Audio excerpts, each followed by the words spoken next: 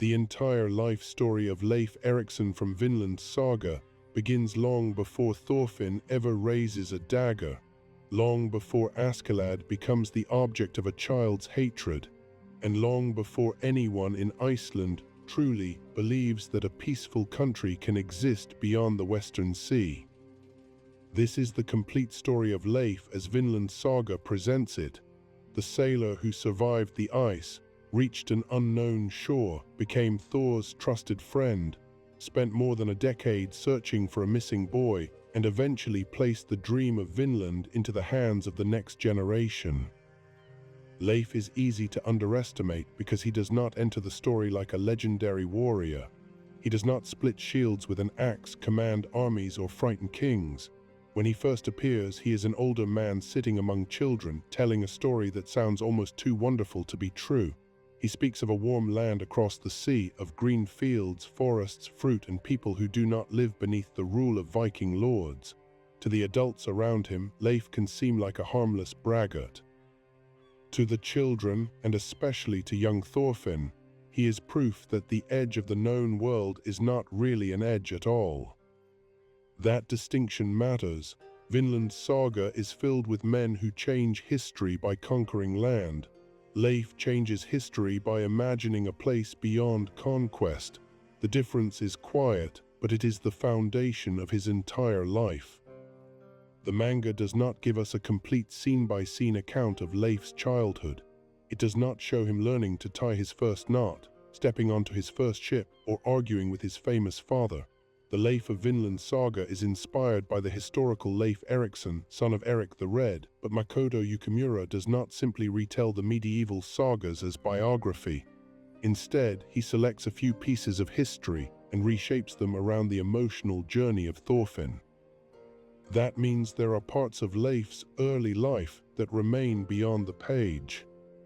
Still, the world that formed him can be understood. Leif belongs to a culture of movement. Iceland and Greenland are not isolated dots on a modern map to the people who live there. They are destinations reached by dangerous voyages, settlements built by families who crossed rough water, and homes sustained by trade with distant shores. A sailor in this world does not travel for pleasure. He travels because communities need timber, iron, food, tools, news, and contact with people beyond the horizon. Every voyage carries profit, but every voyage also carries the possibility of never returning. Leif grows into the sort of man who accepts that uncertainty. He becomes a trader, explorer, and storyteller rather than a fighter. In an age when masculinity is so often measured by the number of enemies a man can defeat, Leif is proud of a different strength. He can read wind and water. He can guide a ship between coasts. He can endure hunger, cold, and distance. He can meet strangers without immediately deciding they are enemies. He likes to call himself a great warrior when speaking to the children of Iceland, but the joke is part of his charm. The adults apparently describe him as something closer to a child with a beard, a man not especially useful in battle. Leif does not entirely reject the heroic language of his culture. He playfully borrows it. Yet his real accomplishments do not depend on violence, and this becomes one of the most important contrasts in Vinland Saga. Thors is a warrior who learns that true strength means leaving war behind. Leif is an adventurer whose courage never required a battlefield in the first place. One of the defining stories from Leif's past begins after he moves toward Greenland. His ship becomes trapped in ice near a bay. For an entire month, he and 6 companions remain caught in a frozen prison. The supplies disappear.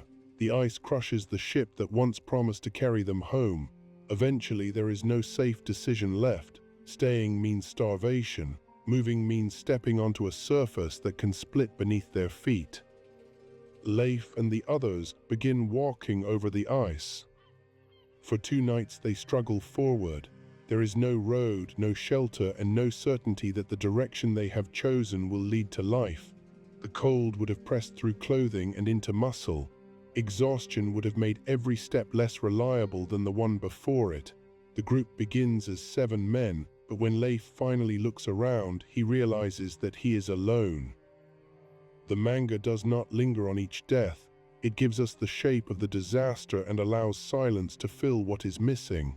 6 people vanish into the white distance and Leif survives. It is the kind of event that could have made a man afraid of the sea forever. It could have turned him inward, teaching him that the world beyond home offers only suffering. Instead, Leif continues sailing. This tells us something essential about him. His optimism is not ignorance. He knows that exploration can kill. He knows that the people who leave with you may not return. When he tells children about ripe fruit and broad green land, he is not a man who has never seen hardship. He is a man who has seen hardship and still believes the horizon is worth approaching. The loss of his crew also gives a darker meaning to his cheerful manner. Leif laughs easily, boasts and tells dramatic stories, but his life is built on memories of people who did not survive. He lives in a world where grief is common and often unspoken. Perhaps storytelling is one of the ways he carries those people forward. A journey is not reduced to the moment a ship disappears. It becomes something that can be given to others, a warning, a promise, or a path. Over many years, Leif travels the seas. At some point, he reaches the great western land he calls Vinland. The exact path and details differ between historical sources, and Vinland Saga does not attempt to resolve every old contradiction. What matters inside the story is what Leif finds and what the discovery means. Vinland is unlike the cold settlements that define the childhood of Thorfinn. Leif describes a place with mild weather, fertile plains, forests, and food growing in abundance. It appears almost impossible to children who know how hard their families must work simply to survive the Icelandic winter. He builds a house there. He meets the people already living on the land. Most importantly, his memories of those meetings are not memories of conquest. Leif possesses objects from his voyage, including a smoking pipe and a headdress associated with the people he encountered. These are not trophies cut from fallen enemies. They are signs of contact. In his telling, he traded, communicated, and formed friendly relations. Whether every detail in the story is exact is less important than the model it gives young Thorfinn. It presents an alternative to the Viking assumption that unfamiliar people and valuable land must be seized by force. There is also a gentle contradiction at the heart of Leif's Vinland. He is famous for reaching it, yet he does not create the permanent peaceful country that later becomes Thorfinn's dream. He discovers the possibility, but another generation must decide what to do with it. In this way, Leif is neither the final hero nor merely a messenger. He is the bridge between a real shore and an unfinished ideal. By the year 1002, Leif is spending time in the Icelandic village where Thors lives with Helga, Ylva, and young Thorfinn. The children gather around him because his stories open a door in the walls of their world. Thorfinn listens more closely than most. He is still small, impatient, curious, and fascinated by the idea of adventure. He wants to see what lies beyond the sea, but he understands adventure through the stories and values surrounding him. Swords look exciting. Warriors appear powerful. The great world seems filled with battles in which a brave person proves himself. Leif's story gives him a second image. Somewhere beyond the familiar sea is a place where people can live without war and slavery. At this stage, Thorfinn does not grasp the moral weight of that idea. Vinland is simply wonderful. It is warm, it is distant, it contains the excitement of the unknown, yet the memory remains in him, waiting for a time when wonder will become necessity. Leif's friendship with Thors adds another layer to these evenings. The two men are very different. Thors is quiet, physically overwhelming, and burdened by a violent past he rarely discusses. Leif is expressive, social, and eager to turn experience into a tale, but both have stepped away from the values that dominate Viking society. Thors has discovered the emptiness of killing. Leif has discovered that courage can be measured by survival, navigation, patience, and the willingness to meet the unknown. It is likely that Leif understands more of Thors than the village children do. He may not know every secret of Jomsborg, every battle, or every enemy, but he knows that Thors is not simply the calm farmer he appears to be. He also knows that Thors has chosen this life deliberately. Their friendship is not built on admiration for the troll of Jom. It is built on respect for the man who no longer wishes to be that person. Then a ship arrives, and the quiet rhythm of the village changes. Floki and the Jomsvikings come to Iceland carrying an order that is really a threat. Thor's deserted the Jomsvikings years earlier, and the sentence for desertion has never disappeared. He is commanded to join the campaign in England. Refusing openly could bring punishment upon his family and neighbors. Floki speaks as a representative of military authority, but beneath the official language is a private scheme. He has already decided that Thors will not reach the battlefield. Leif is present when the pressure closes around his friend. He watches a past that Thors buried arrive at the shore in armor. The young men of the village react very differently. They imagine war as opportunity. Ari and the others want glory stories and proof that they have become men. They do not understand what Thors understands, and Leif must help manage the consequences of their excitement. A practical plan forms. Thors will sail as ordered, but the inexperienced villagers will not be carried into the war. Leif will accompany them, conduct his trading business in Norway, and eventually bring the young men home. It is an ordinary Leif solution to a dangerous problem. He cannot defeat the Jomsvikings. He cannot erase the sentence hanging over Thors. What he can do is sail, trade, organize, and protect people through experience. He takes responsibility for the route back even before the group has left Iceland. Thorfinn, however, refuses to be left behind. The boy hides aboard the ship. His presence is discovered only after the voyage has begun, when returning him safely is no longer simple. Thors is angry and frightened because he knows more clearly than anyone what lies ahead. Leif now finds himself watching over not only the eager young men, but also the child who listened to his stories of the world beyond the sea. At first, the voyage may still feel like an adventure to the younger passengers. There are ships, unfamiliar coasts, and the promise of great events. Yet Leif's experience would have told him that something was wrong.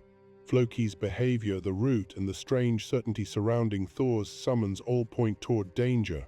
The sea itself is not the greatest threat. Human intention is. When Askeladd's ships appear and close around them among the islands, Leif enters the most important disaster of his life.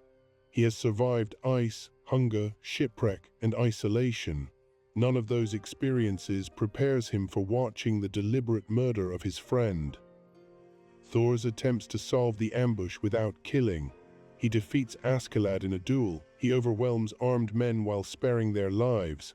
For a brief moment, his ability seems great enough to force a peaceful outcome, but the trap was never designed to honor strength or rules. Archers wait above. Thorfinn is taken hostage. Thor surrenders his own life to save his son and the others. Leif sees the meaning of a true warrior before Thorfinn is old enough to understand it. Thor wins every physical contest and still dies because he refuses to purchase survival with the lives of other people. To the young villagers, the scene is confusion and terror. To Leif, it is the final act of a friend whose rejection of violence was more than talk. Askeladd's men leave with what they want. Thors lies dead. The survivors prepare to return home. Then they realize Thorfinn is gone. The child has hidden himself on Askeladd's ship, driven by a desire for revenge. He has chosen the vessel of his father's killer rather than the ship returning to his mother. Leif cannot reach him. The boy disappears into the violent world Thors died trying to keep away from him. This is the moment that divides Leif's life into two great journeys. The first journey led him west until he found Vinland. The second will lead him across Europe for more than a decade, searching for Thorfinn. The first made him famous. The second reveals who he truly is. Returning to Iceland without Thors would already have been almost unbearable. Returning without Thorfinn turns the voyage into a confession. Leif must face Helga and Ylva. He must explain that Thors died protecting everyone else, that the boy vanished after him, and that there was nothing Leif could do before Askeladd's ships carried Thorfinn away. The manga does not stage every word of that conversation, but the consequences are visible. Helga loses her husband and son at the same time. Ylva loses her father and little brother. The village that sent excited young men toward war receives frightened survivors and a body to mourn. Leif blames himself. From a purely reasonable perspective, the blame is not his. He did not hire Askeladd. He did not force Thors to answer the summons. He did not teach Thorfinn to worship revenge. He was one of the people Thors saved, yet grief rarely obeys reasonable boundaries. Leif had been the experienced sailor. He had promised to bring the young men home. He had been Thor's friend. Somewhere inside him, those facts become a personal debt. He decides to find Thorfinn. This decision sounds simple when summarized in a sentence. In reality, it consumes more than a decade of his life. The world Leif must search has no photographs, no reliable central records, no instant communication, and no safe network for locating a missing child. He knows only that Thorfinn left with a Danish-Welsh mercenary leader named Askeladd, and that the boy was determined to remain close enough to one day kill him. Askeladd's band does not live at a fixed address. It follows war, profit, and opportunity. One season it may serve one lord, and the next it may raid the lord's neighbors. News travels slowly and changes in the telling. A blonde child seen with mercenaries in one port could be Thorfinn, or it could be one of countless displaced children moving through a continent at war. By the time Leif reaches the place where a rumor began, the band may have crossed a kingdom. Leif searches anyway. He travels through ports, markets, farms, and towns. He asks sailors, merchants, soldiers, and people who buy and sell captives. The task forces him to look directly at the machinery of the age. A missing child can become a servant, a soldier, a corpse, or merchandise. Leif cannot assume that Thorfinn remains free merely because he chose to follow Askeladd. He must investigate slave markets and examine boys whose lives have been reduced to descriptions. This period of Leif's life is mostly hidden between scenes. We see its result in his aging face and in the certainty with which he continues to promise that Thorfinn is alive. The absence of detail is appropriate in one way. A search that lasts 11 years is not made only of dramatic discoveries, it is made of repetition. A ship reaches harbor, Leif asks questions, someone remembers a child who sounded similar. Leif follows the lead, the child is not Thorfinn, winter approaches, money runs low. He returns to trade, gathers supplies, and begins again. Year after year, the same hope is tested. The people in Iceland have every reason to assume the worst. A 6-year-old boy disappears among mercenaries in a violent age. No message arrives. No traveler brings a confirmed sighting. Children grow into adults while he remains absent. Ylva takes on responsibility. Helga waits through seasons that offer no answer. A more cautious man might tell them to mourn. Leif refuses. His refusal is not the loud confidence of a warrior boasting before battle. It is persistence. He continues because he knew Thor's, and because abandoning the search would feel like abandoning the friend who died beside him. He also continues because the boy who listened to stories of Vinland deserves the chance to hear them again. During these years, Leif becomes connected to another Thorfinn. This young man, later known as Bug-Eyes, enters Leif's life because of the search itself.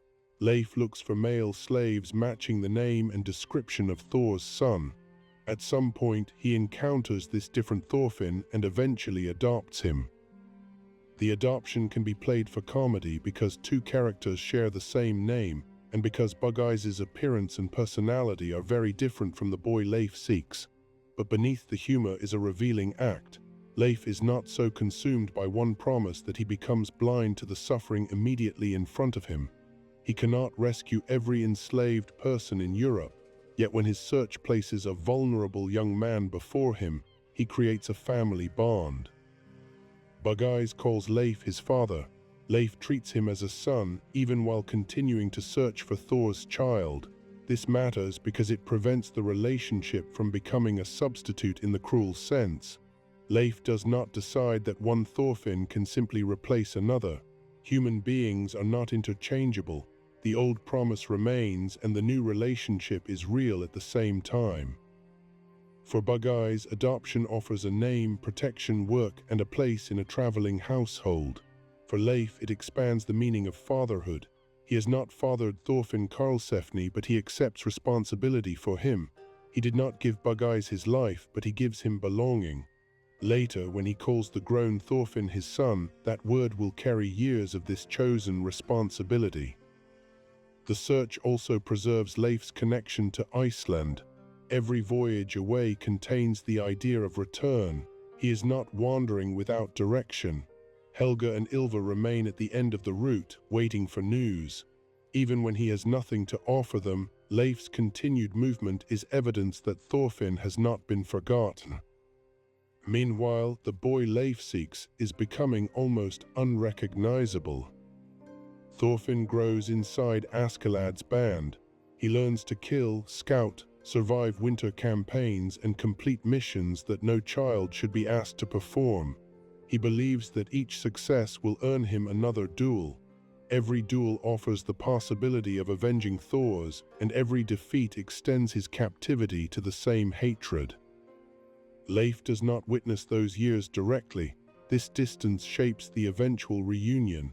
In his memory, Thorfinn is still the energetic child from Iceland, the boy staring wide-eyed at a tale of Vinland. Leif understands that time has passed, but knowledge and imagination are not the same thing. He cannot picture all the people Thorfinn has killed or the emotional prison in which the young man now lives. At times, rumors of Askeladd's company must have come close. Their activities touch major events. They raid, serve armies, move through England, and become entangled with princes. Yet war produces too much information and too little certainty. Names are misheard, survivors exaggerate. By the time Leif recognizes a pattern, another campaign has begun. The search might easily have destroyed his finances. Ships, crews, lodging, and trade require resources. Leif cannot simply wander as a grieving friend. He must continue being a merchant. The practical work of buying and selling becomes the engine that keeps the promise alive. This is another form of strength that Vinland Saga often places beneath the spectacle of war. Armies receive attention because they are loud. But people such as Leif maintain the roots, goods, and relationships that allow communities to survive. It is likely that his reputation as the man who reached Vinland helps him. Sailors know his name. Merchants remember his stories. A famous traveler can ask questions in places where an ordinary stranger might be ignored. Yet fame also creates a strange irony. Across the north, people may know Leif as the discoverer of a new world, while Leif himself measures success by whether he can locate one missing person. The years change him physically. His beard grows whiter. His body carries the strain of travel. He remains cheerful, but the cheerfulness now sits beside an old sorrow. Each time he tells the story of Vinland, he is also speaking the language of a child who is not there to listen. The search finally leads him to York in 1014. The city is full of movement and political tension. King Sweyn's conquest of England has placed Danish power at the center of events.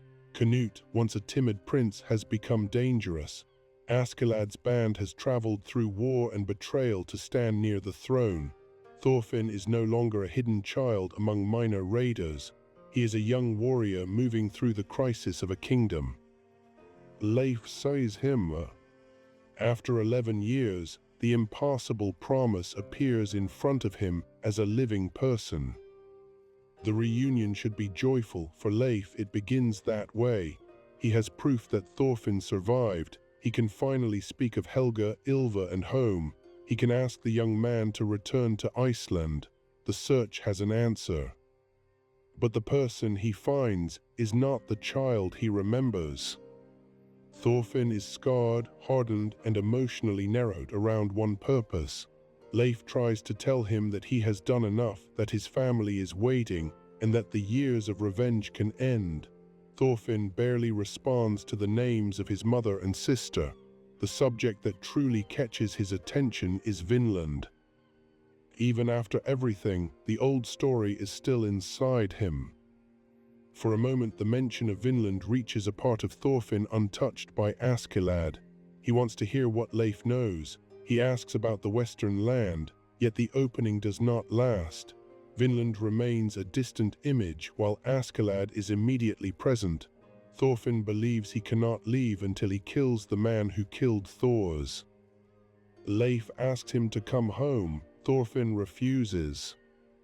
This refusal is one of the most painful moments in Leif's life because it turns success back into failure. He found the missing boy, but he cannot rescue him. Chains would have been easier to understand.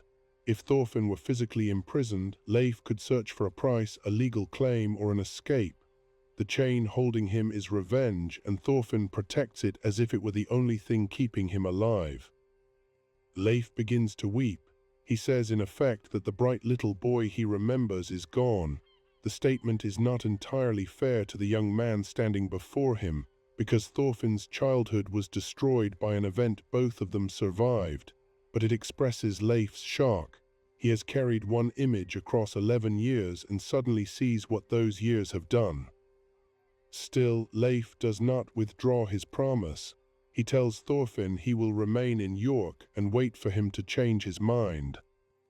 This is Leif's method in its purest form. He cannot force Thorfinn. He cannot defeat Askeladd and drag the young man aboard a ship. He offers a route home and makes himself available. The decision must come from Thorfinn.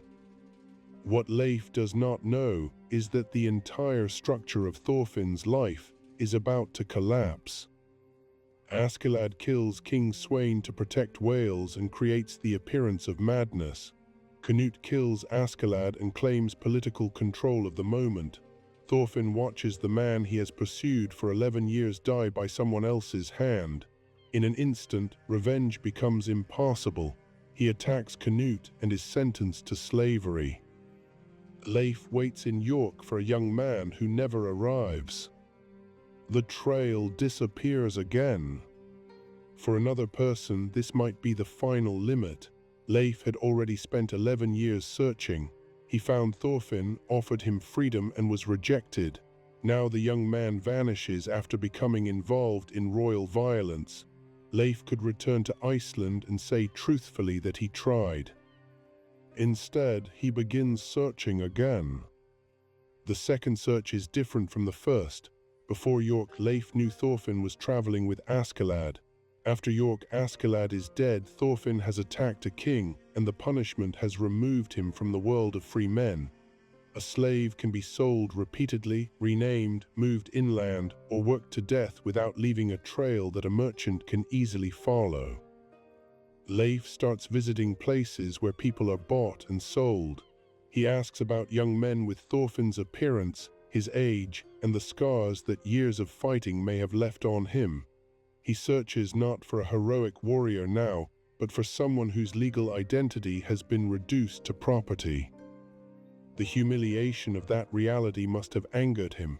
Thors died to save his son from armed men, and the son has been swallowed by a system that gives one person ownership over another. Leif has seen slavery throughout his travels. He lives in a society where it is common enough to be treated as ordinary. But once the missing person has a face he loves, the institution can no longer remain abstract.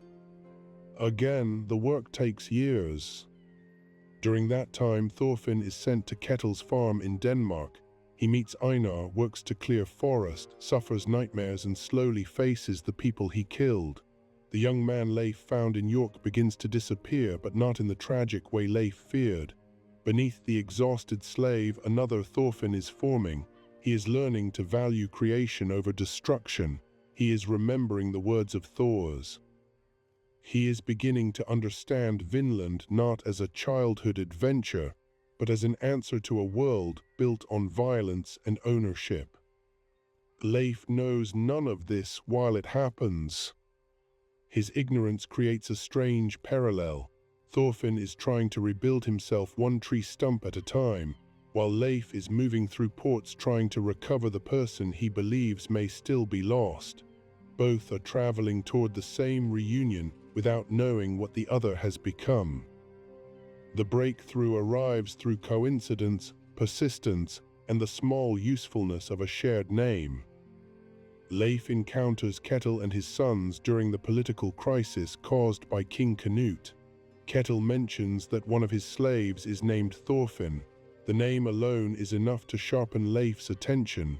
He has followed false leads before, and Bug-Eyes himself is proof that another Thorfinn can appear in the search, yet the possibility cannot be ignored. Ketil and his family are in danger. Canute intends to seize the farm, and the events around Alma have made them targets. Leif has the ship, experience, and knowledge needed to help them return secretly. He bargains for the chance to see the slave named Thorfinn.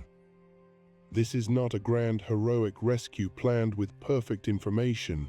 It is a merchant's arrangement made in unstable circumstances. Leif uses what he has. He offers transport and discretion. In return, he asks for access to the person who might finally end the search. When Leif reaches Ketil's farm, he finds Thorfinn again. The contrast with York is immediate. The warrior Leif saw there was thin, angry, and consumed by a single purpose. The man before him now is battered, exhausted, and carrying the visible results of Canute's punishment, but there is a calmness in him that did not exist before. Leif first thinks he looks like a different person. Then he recognizes that the difference is not merely physical. He tells Thorfinn that he has become a man. For Leif, this does not mean Thorfinn has become powerful in the way Viking society celebrates. Thorfinn was already frighteningly capable of violence in York.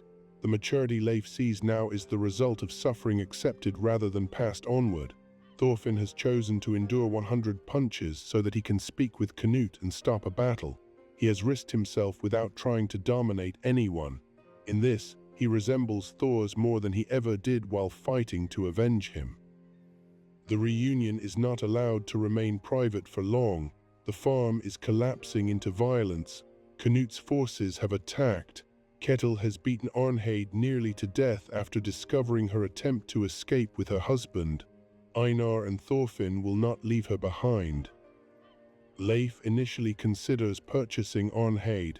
This detail shows both the limits of his world and the direction of his compassion. Buying someone still accepts the legal framework of slavery, but his purpose is liberation. He is trying to use the available system to remove her from danger.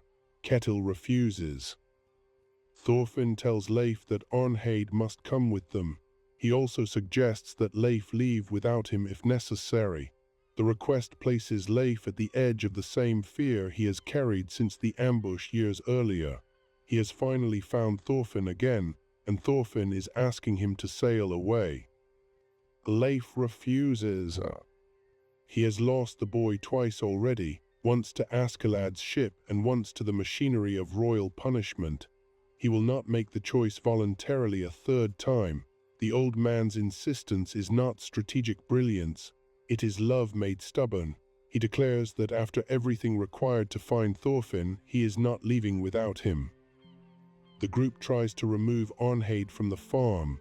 Einar, Bug-Eyes, Leif's companions, and the others gather around a woman whose life has been shaped by war even though she never wanted any part of it. Her village was destroyed. Her family was separated. Her attempt to return to her husband ended in catastrophe. Now freedom is physically close, but her injuries are too severe. Arnheid dies before the escape can become a new life. Leif has seen companions disappear on the ice and has returned from the death of Thor's. Yet Arnheid's death belongs to another kind of tragedy. There is no unknown storm to blame and no hidden archer whose treachery explains everything. She dies because a society built on ownership gives Ketil the authority to treat her body as property, and because war destroys the homes from which people are later sold. Her death becomes central to the dream that follows. Thorfinn and Einar do not speak of Vinland because they desire wealth or fame. They imagine a place for people like Arnheid, a place beyond slavery and war. Leif's childhood tale has passed through years of horror and returned with a moral purpose he could not have predicted. Before they can leave, Thorfinn confronts Canute. Leif does not take the central role in that meeting, but his entire life stands behind it. The sailor who told a boy about land beyond the sea has given Thorfinn a language for proposing an escape from Canute's world. The king intends to build paradise by taking control of violence. Thorfinn intends to search for a place where he can remove himself and others from its cycle. Canute withdraws from Ketil's farm. Thorfinn and Einar are freed. The road home opens.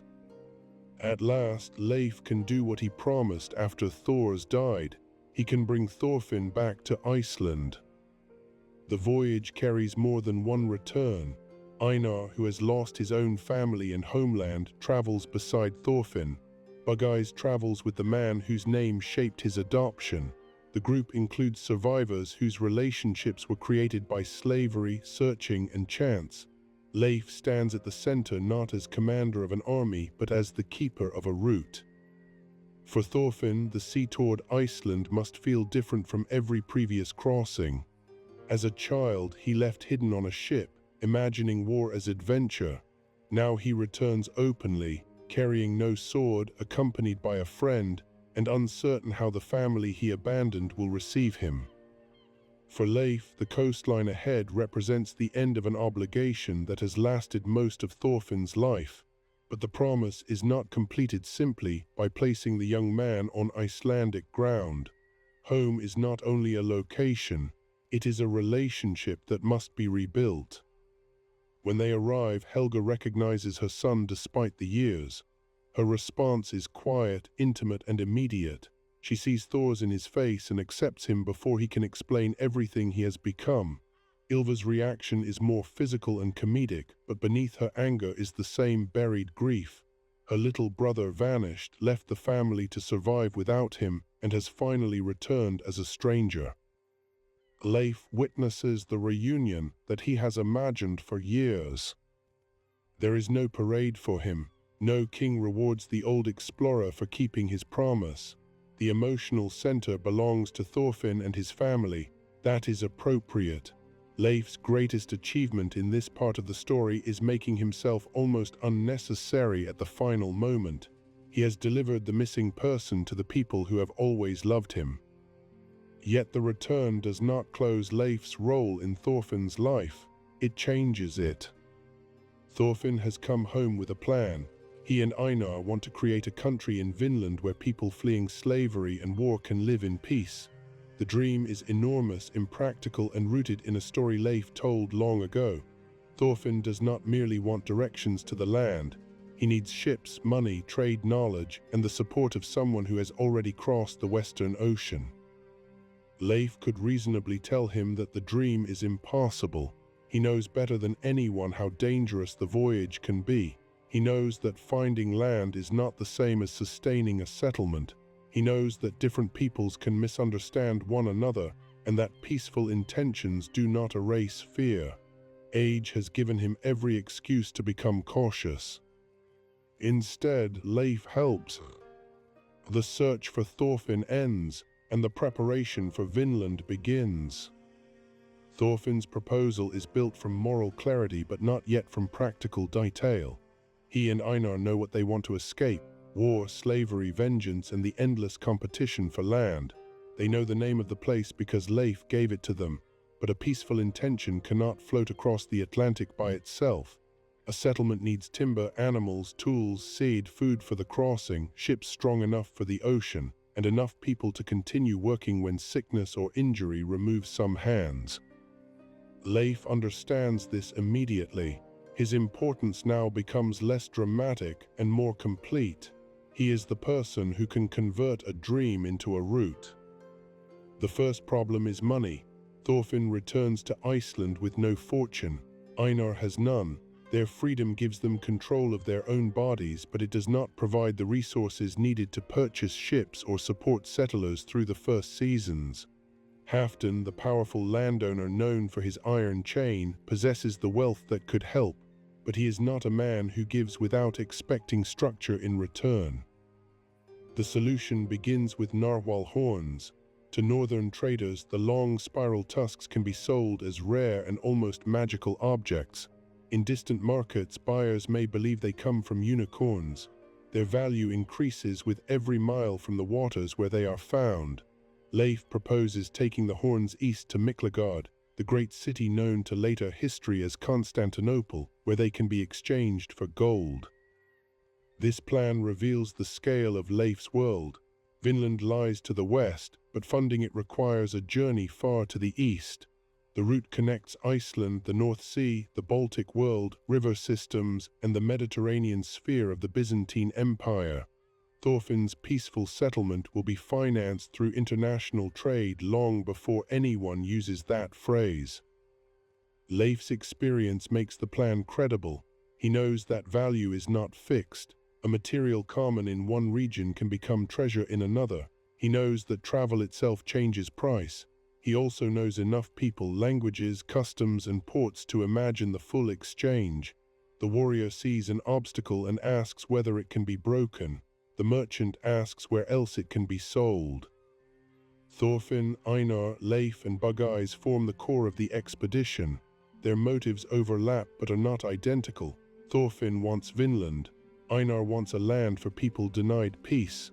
Bugeyes travels within the life Leif created for him and possesses the instincts of someone who knows trade can offer freedom. Leif sees a chance to complete the meaning of his discovery. Before the group can settle into a simple departure, Gudrid enters their story. Gudrid is trapped by expectations surrounding marriage and gender. She wants the sea, movement, and a life larger than the role prepared for her. Leif recognizes something familiar in that desire. He has spent his life crossing boundaries other people accept as final. Although the society around him may regard Gudrid's ambition as improper, he is less capable than most of believing that a person should remain where they are told simply because tradition says so. Her attempt to escape an unwanted marriage creates conflict with Sigurd and Halfdan's household. Thorfinn becomes involved, and Leif's expedition becomes the vessel of her liberation. Gudrid does not join as a passive passenger. She chooses the journey and repeatedly proves that courage at sea does not belong only to men. For Leif, her presence may recall the children who once gathered around his stories. A tale of the world can be dangerous because it gives people somewhere else to imagine themselves. Thorfinn heard of Vinland and could never entirely forget it. Gudrid looks at ships and sees a life beyond domestic confinement. Leif's greatest influence often begins when he makes the horizon feel reachable. The group leaves Iceland, but the journey does not follow a clean line toward Greece. Vinland Saga's eastern expedition is filled with detours, political schemes, old enemies, and new family bonds. Leif is no longer the central physical force of the party. Age has reduced what he can do in a fight, and fighting was never his strength. Yet without him, the expedition has no commercial foundation and no experienced elder capable of understanding the sea routes ahead. Their passage through the Faroe Islands brings them to the aftermath of violence. They find an infant, Karli, whose family has been killed and a dog remaining near him. The child has been orphaned by the kind of conflict Thorfinn once helped bring to other villages. Taking Karli aboard changes the group.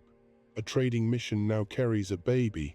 The abstract promise to build a peaceful land becomes immediate responsibility for one small life. Leif's own history with chosen family makes him especially suited to accept this change. He adopted Bugeyes during the search for Thorfinn. He has treated Thor's son as a responsibility of the heart for years. He understands that family can be created by the decision not to leave someone behind. The expedition continues through Norway, where the consequences of Thorfinn's past return in the form of Hild. Her father was an inventor. Her village was attacked by Askeladd's band, and Thorfinn killed the man whose work and love shaped her childhood. Hild has become a hunter capable of tracking and killing him. She is not a random obstacle. She is living evidence that Thorfinn's transformation does not erase what he did. Leif does not stand at the center of their confrontation, but his presence again connects the past and future. The old explorer is traveling with the child who once followed Askeladd, the adult who now refuses to kill, the woman who has every reason to demand his death, and the infant whose future depends on whether the group can choose something different. Hild allows Thorfinn to live on the condition that she may kill him if he abandons his path. The decision adds another observer to the expedition. Thorfinn's promise is no longer only spoken to Einar or inspired by Thor's. It is tested by someone harmed directly by his violence. Leif's dream of Vinland now belongs to a group carrying many forms of loss. Einar's family was destroyed. Gudrid is fleeing confinement. Karli's parents are dead. Hild's father was killed by Thorfinn. Bugeyes knows the vulnerability of enslavement. Thorfinn carries the weight of lives he took. The land ahead is no longer simply a place of fruit and grass. It has become a proposed refuge for people whose histories cannot be undone. Then the Jomsvikings reach into the expedition. Floki's political ambitions have not disappeared. His grandson Balder stands near the center of a succession struggle in Jomsborg. Some within the warrior order see Thorfinn as the blood heir connected to Thor's and therefore as a possible leader. For Thorfinn, the offer is grotesque. The organization that sent his father toward death now imagines placing him at its head. Leif understands the danger of this invitation better than most. He was there when Floki came to Iceland. He watched the summons pull Thor's from his home. He saw the trap close. The Jomsvikings do not merely represent a political detour. They are the institution that broke the family Leif has spent years trying to restore. When Floki's men approach and pursue them, Thorfinn proposes splitting the group. It is a practical attempt to draw danger away from the others. They agree to reunite in Odense after several days. Leif travels with Einar, Gudrid, and the remaining companions, trusting that Thorfinn will evade the pursuers and meet them. The appointed time passes. Thorfinn does not arrive. For Leif, waiting in Odense must awaken an old terror. He has spent too much of his life waiting for Thorfinn to appear. He waited after the ambush, searched for 11 years, waited in York, searched again after slavery, and finally brought him home. Now, on a journey intended to build the future, Thorfinn is missing once more. Leif appears worried, though age and experience prevent panic from immediately taking control. He knows Thorfinn is capable. He also knows that capability did not protect Thor's from betrayal. Before the group can decide how to proceed, Garm enters the situation. Garm is violence without political purpose, a young fighter who seeks excitement and strong opponents. He follows a little girl toward Leif's group and helps turn them into captives. Leif, Einar, and Gudrid are taken and confined.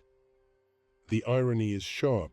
Leif has crossed oceans, survived ice, navigated royal conflict, and spent decades refusing to surrender to uncertainty.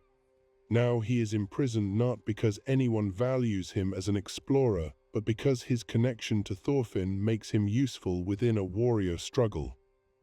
In captivity, Leif's physical limits are clear. He cannot break walls with strength. Einar is powerful, Gudrid is resourceful, and the group searches for a way out, but the political situation around them is larger than any one escape attempt. Jomsborg is moving toward internal war. Their unexpected helper is Balder. Balder is the young person others wish to use as a symbol of authority. Floki wants power through him. Rival factions want to prevent that outcome. Like Thorfinn as a child, he is caught inside ambitions created by adults. Balder allows Leif and the others to escape, an act that quietly rejects the role assigned to him. Leif and Einar move across a battlefield as fighting erupts around Jomsborg. This is almost the opposite of Leif's ideal environment. At sea, danger has patterns that experience can interpret. On a battlefield, a person can die because someone far away releases a weapon without ever knowing his name. That is exactly what happens. A stray arrow strikes Leif. The wound does not kill him, but it changes the remainder of his life. He becomes bedridden while recovering, and according to Bugeyes, his health never fully returns. The man who survived the crushing ice and decades of ocean travel is finally slowed by a weapon not even intended specifically for him. There is no glorious duel, no meaningful exchange, and no lesson chosen by the arrow. It is random harm produced by organized violence that makes the wound completely appropriate to the themes of Vinland Saga. War does not only kill warriors who accept its rules, it reaches merchants, elders, families, and travelers crossing the wrong patch of ground. Leif survives once again, but survival now requires surrendering part of the movement that has defined him. While Leif recovers, the conflict around Jomsborg reaches its conclusion. Thorfinn is drawn into leadership against his will. Thorkel defeats Floki's position. Knut's order eventually dissolves the Jomsvikings, ending the military institution that once claimed Thor's and indirectly shaped Thorfinn's entire childhood. Leif is not the one who delivers the final order, yet his life has been entangled with the Jomsvikings from the moment Floki's ship appeared in Iceland. Their dissolution closes one of the longest circles in the story. The force that once seemed permanent is revealed to be temporary. Its fortress can be occupied, its hierarchy broken, and its warriors scattered. The damage it created remains, but the institution itself is not eternal. Floki survives, Balder is spared. Thorfinn refuses the logic of revenge even when the man responsible for his father's death stands within reach. Leif's presence gives that refusal added emotional weight. No one alive has spent more years dealing with the consequences of Floki's decision. Leif lost his friend, carried the news home, searched for the son, and was wounded inside the political struggle created by the same world. If anyone might understand a desire for punishment, it is him.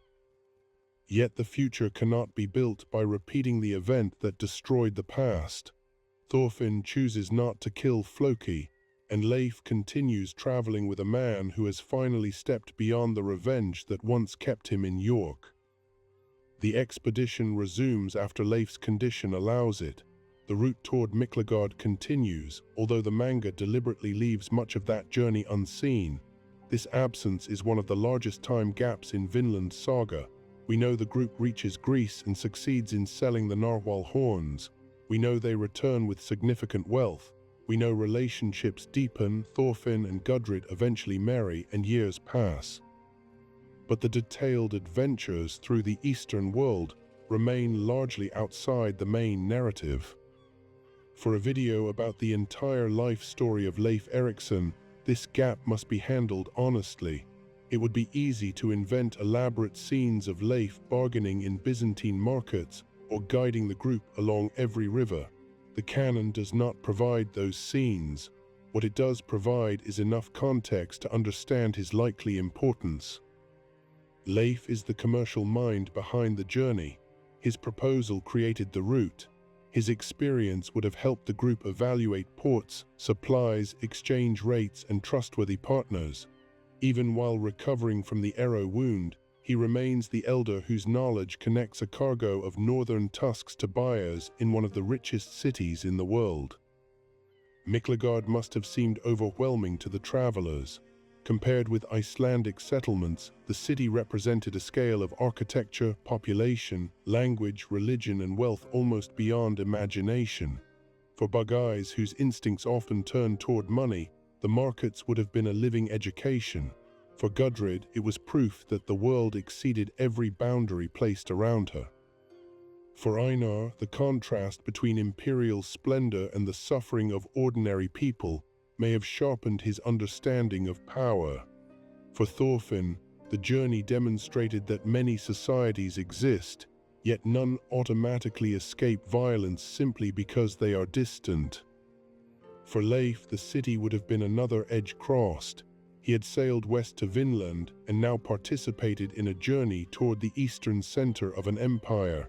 His map of the human world expanded in both directions, but the purpose was no longer personal fame. The gold gained in Greece would finance someone else's settlement. This marks a profound evolution in Leif's identity. As a younger man, he was the one who went first. He found Vinland, returned with stories, and became known for the discovery. As an older man, he helps others surpass him. He does not insist that only he can lead the western voyage. He prepares Thorfinn to go farther in moral purpose than Leif himself ever managed. The group spends approximately 2 years on the eastern expedition before returning to Iceland. During that period, Leif's arrow wound continues to take its toll. Age, injury, and decades of travel begin to combine. The body that carried him over sea ice and through endless ports can no longer recover as it once did. By the time the group comes home with the wealth from the narwhal horns, Thorfinn's dream has moved from improbable idea to funded plan. Halfdan's resources, the expedition's profit, and the reputation of those involved create the conditions for recruiting settlers. Leif has helped solve the first great obstacle. He is also no longer the person who can lead the final stage. Leif eventually retires to Greenland. This choice returns him to a place deeply connected with both his historical identity and his earliest dangerous voyages. Greenland is closer to Vinland than Iceland in the chain of western travel, but for the aging Leif it becomes a home from which he must watch others continue. His health declines significantly. By the summer of 1021 he appears much older. He has difficulty hearing. Walking requires a cane. The lingering effects of the arrow wound have accelerated the change. A man defined by motion is forced into stillness. The emotional cost of this decline is easy to overlook because Leif remains warm and supportive. Yet retirement is not necessarily peaceful for an explorer. His body stops before his imagination does. He knows that Thorfinn is organizing the voyage he has discussed for years. He knows the Western Sea, the dangers, and the beauty waiting across it. He would have every reason to wish himself aboard. But age creates a final boundary that courage cannot cross. Leif's acceptance of that boundary is another form of maturity. He does not turn bitter or sabotage the expedition because he cannot control it. He does not insist on symbolic command. Instead, he offers memory, tools, and blessing. When Thorfinn stops in Greenland before sailing to Vinland, the two men meet after roughly 20 years have passed since Thor's death. The number itself carries extraordinary weight. Thorfinn was a small child when he left Iceland. Leif has spent most of those years searching for him, bringing him home, and helping him prepare to leave again for a different reason. Leif is now old enough that details escape him. He remembers the objects he brought from Vinland. He has the smoking pipe, but he cannot remember where he placed the headdress. This small lapse is tender and painful. The explorer who once held the root in his body is becoming separated from pieces of his own past. He gives the pipe to Thorfinn. The object is more than a souvenir. It crossed the ocean with Leif and represents his encounter with the people already living in Vinland. By passing it to Thorfinn, Leif transfers a connection. He is not giving the younger man ownership of the land. He is reminding him that relationships existed there before the proposed settlement, and that contact need not begin with a sword. Leif tells Thorfinn that he has become a great man. He says Thors would be proud of him. This judgment matters because Leif knew both versions of the family. He knew Thors as a man who abandoned war, and he knew Thorfinn as the child who fell into it. He saw the young warrior in York, the freed slave at Kettle's farm, and the adult preparing to build rather than destroy. The praise is not empty comfort. It is a witness statement across 2 decades. Then Leif tells Thorfinn to continue following his heart and calls him his son. Thorfinn responds by calling Leif his father. The exchange completes one of the quietest and most important relationships in Vinland Saga. Leif never replaces Thors. The story does not ask Thorfinn to forget his biological father or transfer every feeling to another man. Instead, fatherhood expands. Thors gave Thorfinn life and a principle. Leif gave him a route home, searched when others lost hope, and remained present long enough to see the principle take root. Leif has also become father to Bugeyes through adoption. His family is built less by blood than by refusal to abandon. That is why the word son carries such force. He does not use it casually. He has spent years behaving as a father before either man names the relationship. Thorfinn leaves Greenland for Vinland. Leif remains behind. The man who discovered the land does not accompany the expedition intended to fulfill its deepest promise. This may initially feel like an absence, but it is the final proof of his success. A guide has done his work when another person can continue without him.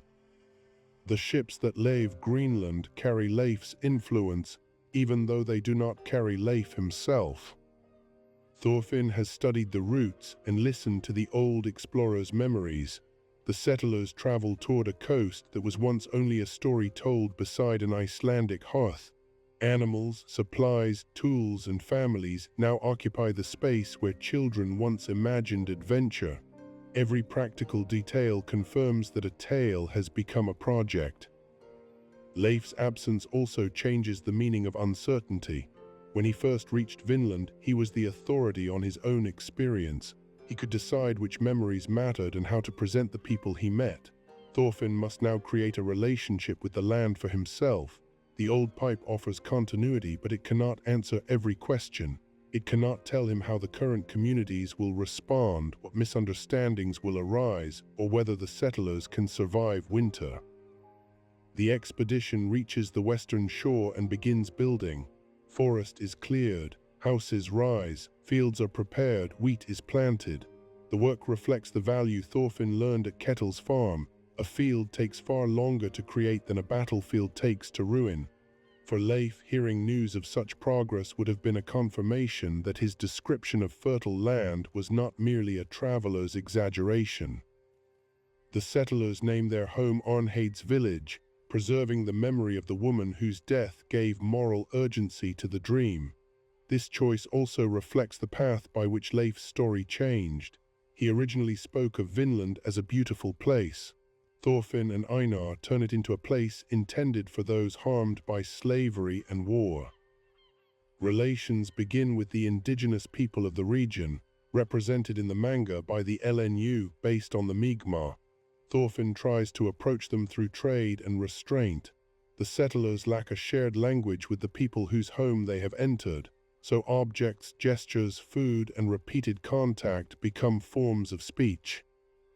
Here Leif's earlier example matters. He told Thorfinn that friendly contact was possible. He carried a pipe and headdress as evidence of exchange. Those memories did not provide a political treaty, but they gave Thorfinn permission to imagine the strangers before him as neighbors rather than enemies. This is one of Leif's most radical contributions. Many Vikings in the story assume that unfamiliarity creates danger, and that danger justifies preemptive violence. Leif's life suggests another sequence. Unfamiliarity creates curiosity, curiosity creates contact, and contact may create friendship. For a time, that possibility appears real. The settlers and the LNU trade. Some begin learning from one another. Wheat grows in Vinland. The village starts to resemble the answer Thorfinn and Einar imagined. Yet Leif's original story was never a guarantee. A peaceful first meeting does not erase differences in population, technology, illness, land use, and fear. Some settlers distrust Thorfinn's ban on weapons. Ivar carries a sword in secret because he believes peace survives only when protected by force. Among the LNU, Misquequipudge receives a vision of a devastating future in which the arrival of Europeans leads to disease, destruction, and cultural loss. The future shown to him extends beyond the intentions of the specific settlers before him. Thorfinn is trying to build a small community without war. The vision concerns centuries of history. No pipe from Leif's voyage can solve that contradiction. His friendly contact was true, but it did not prevent future conflict. His discovery expanded the known world for the Norse, but expansion also created a route that others could follow for reasons less peaceful than his own. This is the shadow within Leif's legacy. Exploration can be generous in the intention of the explorer and dangerous in the uses later people make of the route. Leif did not cross the sea to create an empire. Thorfinn does not settle Vinland to conquer it. Yet neither man can control everyone who may hear that rich land exists to the west. The story does not blame Leif for colonial history, nor does it present him as innocent simply because he smiles. Instead, his discovery becomes morally complex. Knowledge opens possibilities. Some possibilities lead to friendship, others lead to possession. When disease appears among the LNU, fear deepens. The Norse settlers may not understand transmission, immunity, or the enormous historical consequences of contact between populations separated for long periods. To the affected community, the pattern is simpler and more frightening. Strangers arrive and people become sick. Leif's own first encounter may have occurred without a visible outbreak, or the story he told a child may have omitted suffering he did not understand. Either way, Thorfinn faces a danger Leif's memory did not prepare him to solve. Tension becomes violence. The sword Thorfinn tried to exclude appears. Miscommunication turns defensive actions into threats. People who wish to avoid war begin making choices under the belief that the other side will attack first. Leif is far away in Greenland, perhaps alive, perhaps already near the end of his life. The manga does not show him receiving detailed reports from the settlement. We therefore cannot state exactly what he knows or when he knows it, but his emotional stake is clear. Vinland is the defining discovery of his youth and the dream he entrusted to Thorfinn. The success or failure of the settlement would concern him not as distant news, but as the final chapter of his own work. War breaks out despite Thorfinn's efforts. The settlers are overwhelmed by a crisis they do not fully understand. Thorfinn is injured. Negotiation becomes almost impossible because each side interprets fear through different histories. Eventually, a truce is reached, but its price is the departure of the Norse settlement. Einar is killed after the agreement, a final loss that makes the collapse even more painful. Thorfinn decides to leave Vinland. On the surface, this appears to mean that Leif's dream has failed. He found the land, inspired Thorfinn, helped finance the journey, and transferred his memory to the next generation. The village still cannot remain. But the meaning of Leif's life cannot be reduced to whether one settlement becomes permanent. The wheat remains, relationships existed, people on both sides made choices that were not violent. Thorfinn refuses to turn defeat into extermination. The settlers leave rather than claim a right to stay through superior force. In a world where powerful men almost always answer resistance with conquest, withdrawal is itself a moral act. Carly hopes that peace may one day become possible, even if it takes generations. The hope resembles the story Leif once told Thorfinn. A child receives an image that adults have not yet managed to realize. The dream moves forward again. This pattern defines Leif's influence. He reaches Vinland but does not create the final peaceful society. He gives the idea to Thorfinn, who builds a village but cannot make it last. Carly inherits the possibility. Each generation travels farther in understanding while discovering new limits. The manga's final chapter does not provide a clear final scene for Leif. By the time Thorfinn's group returns east, years have passed since the old explorer's health sharply declined. Bug Eyes does not center Leif in the final departure, and the story leaves open whether he is still alive to hear what happened. Historical tradition places Leif's death sometime in the early 11th century, but the exact year is uncertain, and the fictional timeline should not be forced into a precision the manga does not supply. It is possible that the Leif of Vinland Saga dies in Greenland while Thorfinn is away. It is also possible that he survives long enough to receive some account of the expedition. The canon does not settle the question directly. That uncertainty is painful because Leif deserves, in an emotional sense, to know. He spent years searching for Thorfinn and years helping the dream of Vinland become real. A reader naturally wants him to hear that Thorfinn reached the shore, planted wheat, called a village into existence, and tried to keep faith with the words of Thor's. Yet there is another way to see the absence. Leif's blessing in Greenland functions as his farewell. He calls Thorfinn son. Thorfinn calls him father. The old explorer gives the pipe and tells him to follow his heart. Nothing essential remains unsaid. Leif does not need a report proving perfect success in order for the relationship to be complete. He has already seen the child of revenge become a man of peace. The destination mattered, but the transformation mattered more. If he dies before Thorfinn returns, his final knowledge is hopeful. The ships have left. The son he chose is leading them. The story that began beside a fire has crossed into reality. If he lives long enough to hear of the withdrawal, he would likely understand the pain better than many. Leif knows that surviving a journey does not mean everyone survives with you. He knows that reaching land does not erase loss. He was the sole survivor on the ice. His optimism has always existed beside failure. He might grieve Einar, the settlement, and the people harmed by contact, but nothing in his character suggests he would condemn Thorfinn for refusing conquest. Leif admired Thor's, the strongest man he knew, precisely because Thor's chose not to use strength as permission. Thorfinn's decision to leave Vinland rather than possess it through war is consistent with the principle Leif honored for 20 years. The dream becomes smaller and deeper. It is no longer simply the belief that a perfect land waits somewhere beyond the horizon. It is the belief that people must continue searching for ways to live without making enemies, even after geography fails to solve the problem for them.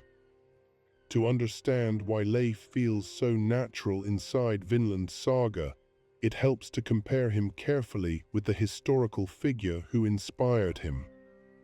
The real Leif Erikson belongs to the border between archaeology and saga. Medieval texts describe his family, voyages, conversion to Christianity, and relationship to Vinland, but they were written generations after the events. They preserve memory through storytelling, and storytelling changes as it travels. Different sagas do not always agree about who first sighted the Western land or exactly how Leif reached it. In one tradition, Leif hears of land seen by another sailor and deliberately organizes an expedition. In another, he is blown off course while returning from Norway and arrives unexpectedly. Some accounts emphasize his service to King Olaf Tryggvason and his role in bringing Christianity to Greenland. Others focus more strongly on exploration. Vinland Saga simplifies and reshapes these traditions. Its Leif is already a famous traveler when young Thorfinn meets him.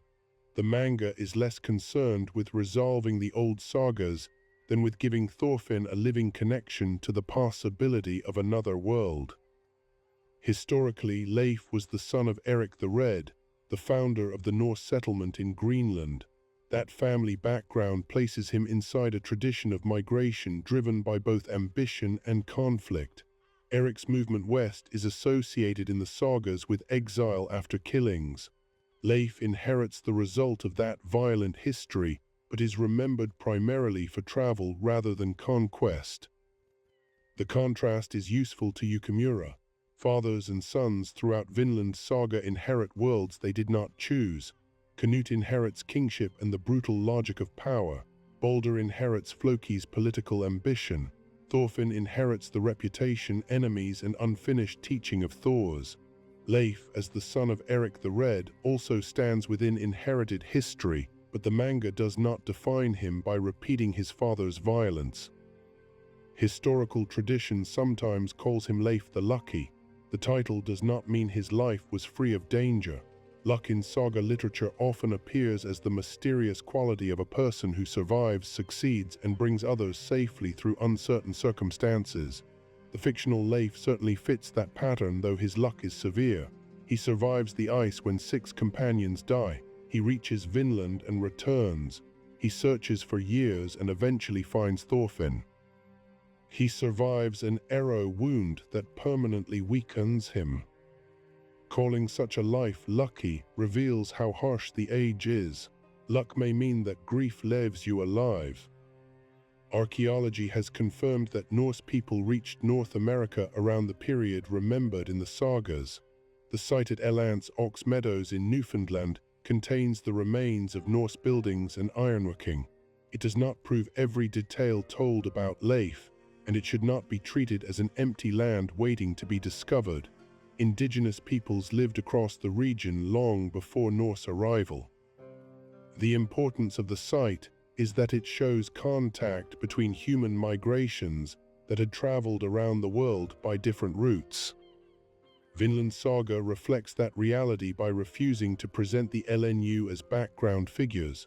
They have homes, fears, knowledge, disagreements, and a future threatened by forces far beyond Thorfinn's individual plan. This makes the manga's Leif more interesting than a simple statue of a heroic discoverer. He is part of a story about what happens after a route becomes known. The historical Leif likely operated from Greenland, where timber and other resources were valuable. A Western expedition could be practical as well as adventurous. The fictional Leif also understands land through resources, trade, and settlement. When he describes Vinland to Icelandic children, the abundance matters because they know scarcity. Warmth, fruit, wood, and open ground sound almost supernatural to people living where survival demands constant work. But the manga gradually changes the central resource of Vinland. To Thorfinn, the most valuable thing is not timber or profit. It is distance from systems of violence. He believes the ocean can create enough separation to begin again. Leif encourages that belief without fully controlling it. He offers geographic hope. Thorfinn adds ethical purpose. History then challenges both by showing that no land is truly empty and no human community can escape conflict merely by moving far enough. This development keeps Leif's life from becoming a straightforward victory story. He is not simply the man who discovered paradise. He is the man whose beautiful account inspired an experiment and whose account was true without being complete. That idea applies to all storytelling. Leif tells young Thorfinn what a child can understand. There is a green country in the west where life may be better. He does not begin with disease, population pressure, cultural misunderstanding, or the moral danger of settlement. A bedtime story cannot carry every consequence of history. It gives the listener a direction. As Thorfinn grows, he must learn what the story omitted. This is not a betrayal by Leif. It is the normal limit of one person's experience. Leif's friendly meeting with indigenous people does not guarantee every later meeting will be friendly. His safe return does not guarantee every ship will survive. His description of fertile land does not explain who already uses that land or how newcomers should behave there. A map is useful precisely because it is smaller than the world. Leif functions as a human map. He reduces a vast, uncertain route into something another person can begin to follow. Thorfinn's task is to face the details that cannot fit inside the map. The same is true of the historical sagas themselves. They preserve names and voyages, but they do not provide a modern camera's complete record. Archaeology confirms some broad movements while complicating old assumptions. Vinland Saga uses that uncertainty creatively. It takes historical figures and asks not only what they did, but what emotional and moral forces could connect their remembered actions. The historical Leif's death is not described with certainty. He is mentioned alive in early 11th century traditions, and later leadership in Greenland passes to his son. The fictional Leif's ending is similarly quiet. He does not receive a dramatic final battle or a grand death scene because his life has never been organized around spectacle. There is something fitting about that. Warriors in Vinland Saga often desire memorable deaths. They imagine Valhalla, songs, and reputation. Thorkel seeks battles worthy of him. Young men leave Iceland because they want to return with stories. Leif already has stories, yet his final importance lies in private words exchanged with Thorfinn in Greenland. A pipe passes from one hand to another. One man says son, the other says father. No army witnesses it. No poet in the story announces that this is a turning point, but the emotional inheritance of Vinland Saga is completed there more fully than it could be on any battlefield. Leif's historical fame also creates an interesting reversal within the manga. In our world, Leif Erikson is far more famous as an explorer than Thorfinn Karlsefni is to many people. Inside the narrative, however, Leif gradually steps aside, and Thorfinn becomes the person who tries to give Vinland its deepest meaning. The famous man becomes a supporting figure in the moral life of someone younger. He accepts this without resentment. That acceptance distinguishes him from men such as Floki, who attempt to extend themselves through control of the next generation. Floki treats Balder as a route to power. Leif treats Thorfinn as a person whose heart must remain free. He advises but does not command. He helps finance but does not demand ownership. He gives the pipe but does not tell Thorfinn to reproduce his exact voyage. He calls him son without turning the word into a chain. This may be Leif's greatest departure from the culture around him. In a society where inheritance often means obligation, he offers inheritance as possibility. Leif's relationship with Thor's deserves to be considered separately, because so much of his later life grows from a friendship the manga shows only in fragments. Thor's has already lived 2 lives by the time we meet him. In one, he is the troll of Jam, a warrior whose skill frightens other warriors. In the other, he is a husband, father, farmer, and quiet member of an Icelandic community. Most people in the village see the second life without understanding the first. Floki sees the first and considers the second a form of betrayal. Leif seems able to respect both while valuing the change between them. A less secure man might feel diminished beside Thor's. Leif jokes about being a great warrior, while Thor's could defeat almost anyone alive, yet their friendship does not depend on competition. Leif does not need to prove himself with a sword because his identity comes from a different realm. Thor's can navigate violence. Leif can navigate the world. They also share a quality that is rare in the story. Both can imagine living. For Vikings such as Thorkel, the battlefield is not merely employment, it is the center of life. For Floki, the Jomsvikings provide status and meaning. For young Thorfinn, revenge makes Askeladd's band feel like the only path available. Thor's and Leif understand that a person can cross a boundary and become someone else. Thor's leaves the warrior order and builds a family. Leif leaves known coasts and finds another land. One journey is moral and the other geographic, but they mirror each other. Both require stepping beyond what surrounding society considers reasonable. This helps explain why Leif feels such responsibility after Thor's dies. He has not merely lost a neighbor, he has lost someone who confirmed that another form of manhood was possible. The death is an attack on a shared alternative. Thor's entrusts the survival of everyone else to the agreement he forces from Askeladd. Leif becomes one of the living witnesses to that sacrifice. Bringing the villagers home is therefore the first part of honoring him. Finding Thorfinn becomes the second.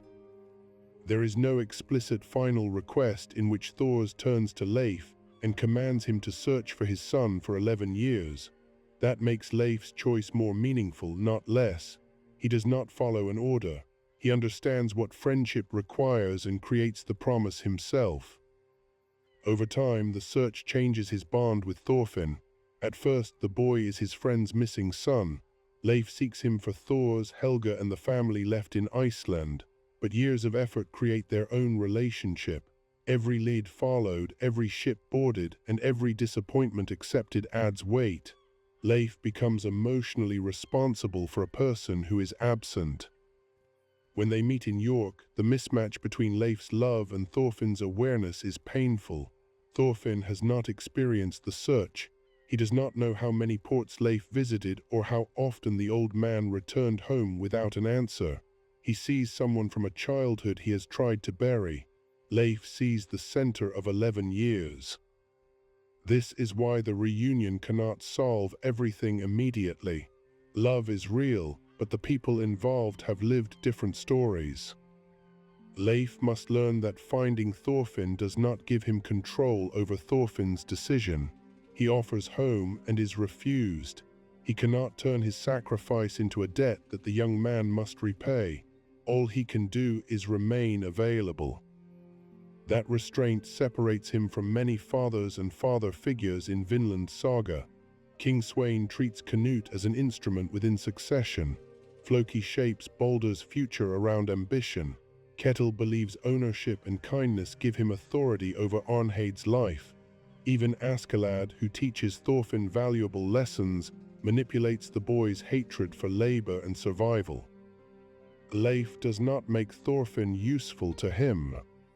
He wants Thorfinn alive, free, and connected to his family. When Thorfinn finally develops a purpose, Leif supports it even though that purpose will carry him away again. A possessive father might say that after spending years bringing Thorfinn home, he has no right to leave. Leif does the opposite. He helps him build the ship.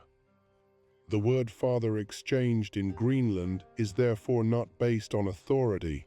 It is based on release. Leif has done everything he can to create choices for Thorfinn, and the final choice is to let him sail.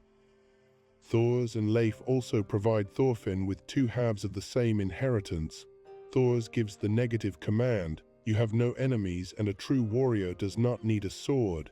He teaches Thorfinn what must be rejected. Leif gives the positive direction, beyond the sea is a place where another life might be attempted. He gives Thorfinn somewhere to move after turning away from violence. Without Thors, Vinland could become mere adventure or conquest. Without Leif, Thor's philosophy might remain an impossible purity with no practical destination. Together, their influence creates the mature Thorfinn. Askeladd understands part of this at the end of his life. He tells Thorfinn to go beyond the world Thor saw and become a true warrior. Askeladd cannot provide the route, but Leif can. The strange family surrounding Thorfinn is therefore made of men who contributed different things. Thors provides the ideal, Askeladd destroys the childish revenge binding Thorfinn. Einar provides friendship and shared labor, and Leif provides home and horizon. Leif's gift is especially gentle because it begins before Thorfinn needs it. The story of Vinland enters his childhood as wonder. Years later, when he has lost Askeladd and become a slave, the memory is still available. The best guidance sometimes works this way. It does not demand immediate obedience. It waits until experience gives it meaning. The same pattern appears when Leif gives him the pipe. Thorfinn does not receive a detailed command explaining every future decision. He receives an object connected to friendly contact. When he later meets the LNU, the memory can shape his approach without determining it completely. Leif trusts stories and symbols because his life has taught him that people travel farther than instructions do. A command ends when authority disappears.